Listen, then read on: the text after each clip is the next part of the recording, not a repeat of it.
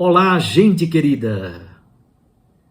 Hoje é domingo, dia 5 de março. A igreja celebra o segundo domingo da Quaresma. O texto do Santo Evangelho desse domingo é o texto da Transfiguração, no Evangelho de Mateus. Do que precisamos nos transfigurar? O que a transfiguração de Jesus nos fala de Páscoa, de vida nova, de compromisso batismal, de que é preciso descer a montanha? Vamos juntos então meditar o texto do Santo Evangelho de hoje, Mateus 17, de 1 a 9. Jesus tomou consigo Pedro, Tiago e João, seu irmão, e os levou a um lugar à parte, sobre uma alta montanha, e foi transfigurado diante deles. O seu rosto brilhou como o sol, e as suas roupas ficaram brancas como a luz. Nisto apareceram-lhe Moisés e Elias, conversando com Jesus. Então Pedro tomou a palavra e disse: Senhor, é bom ficarmos aqui. Se queres, vou fazer aqui 3 tendas, uma para ti, outra para Moisés e outra para Elias. Pedro ainda estava falando quando uma nuvem luminosa os cobriu com sua sombra. E da nuvem uma voz dizia: Este é o meu filho amado, no qual eu pus todo o meu agrado. Escutai-o. Quando ouviram isto, os discípulos ficaram muito assustados e caíram com o rosto em terra. Jesus se aproximou, tocou neles e disse: Levantai-vos e não tenhais medo. Os discípulos ergueram os olhos e não viram mais ninguém, a não ser somente Jesus. Quando desciam da montanha, Jesus ordenou-lhes: Não conteis a ninguém esta visão, até que o Filho do Homem tenha ressuscitado dos mortos. Palavra da salvação. Glória a vós, Senhor. Minhas irmãs e meus irmãos,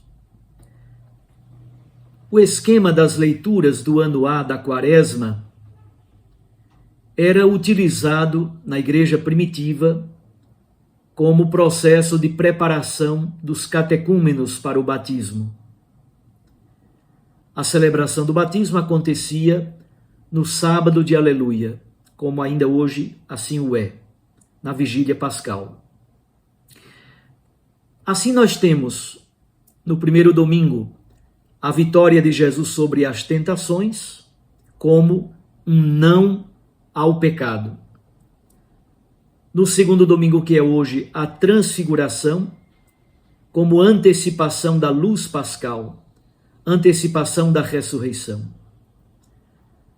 No terceiro domingo, acontece o encontro de Jesus com a samaritana junto ao poço de Jacó, em João capítulo 4, como figura do nosso batismo e do encontro com Cristo, que é fonte de água viva, o Espírito Santo.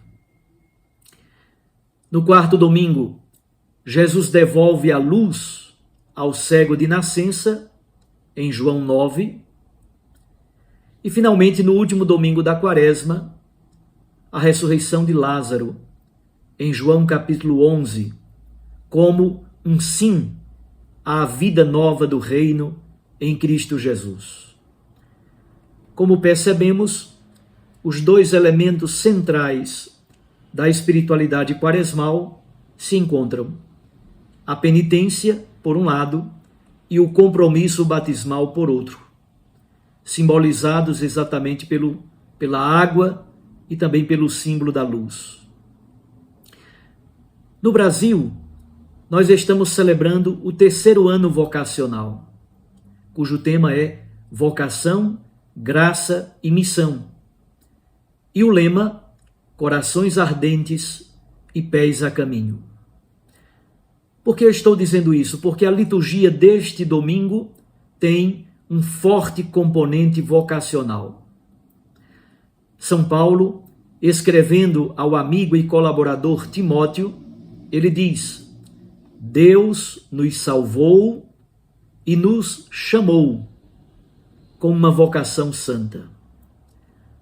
A experiência do discipulado nasce deste encontro pessoal com Cristo Jesus. Ele que nos redime, nos justifica, nos salva pela sua graça. Nós fomos lavados no sangue de Cristo. O seu sangue derramado na cruz nos redimiu, nos salvou, nos fez criaturas novas, e nós fomos inseridos neste mistério por meio do batismo. Somos então chamados a uma vocação santa, isto é, chamados à santidade, chamados ao testemunho cotidiano e às vezes até ao martírio. É por isso que São Paulo complementa: caríssimo Timóteo, sofre comigo pelo Evangelho, fortificado pelo poder de Deus. Isso é graça, é dom precioso de Deus. Jesus destrói o pecado e a morte e faz brilhar uma vida nova. Como diz o Papa Bento XVI, nossa vida então ganha um novo sentido, um novo horizonte, feliz, esperançoso, exatamente quando a nossa vida é posta na direção de Deus. A resposta livre a este chamado de Cristo se torna algo profundamente marcante na vida de Paulo e na vida de Timóteo.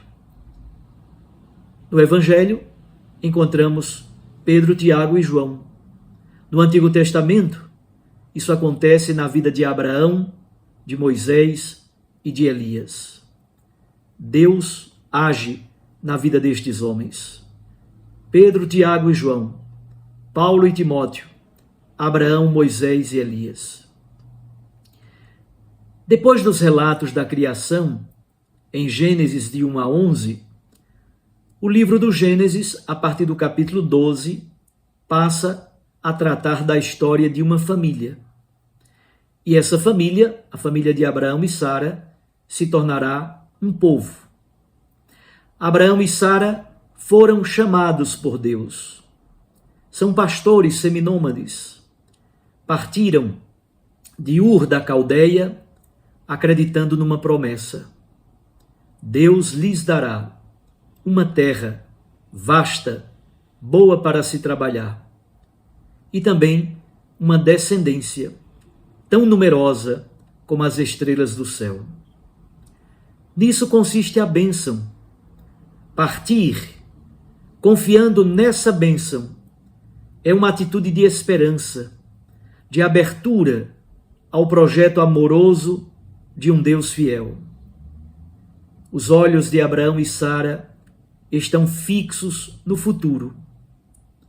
O seu nome será lembrado para sempre. Abraão precisa também compreender que eleição na Bíblia, bênção na Bíblia, significa responsabilidade, tarefa e missão. Abraão deve tornar-se bênção para todas as nações do mundo. Eleição significa responsabilidade. Ser eleito, amado e escolhido por Deus significa tarefa e missão. Abraão aponta para Cristo Jesus.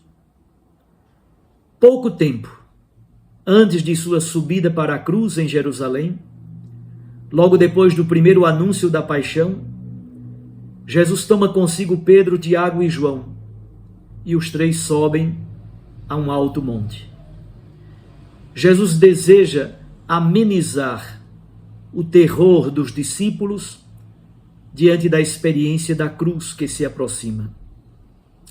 A glória é antecipada, ao menos em parte. Liturgicamente, nós podemos dizer que, de certo modo, em meio à Quaresma, a Páscoa é antecipada. Vislumbra-se a luz em meio à incerteza e ao medo. Moisés e Elias são testemunhas qualificadas desta experiência cristofânica. Na verdade, o Pai é a testemunha fundamental.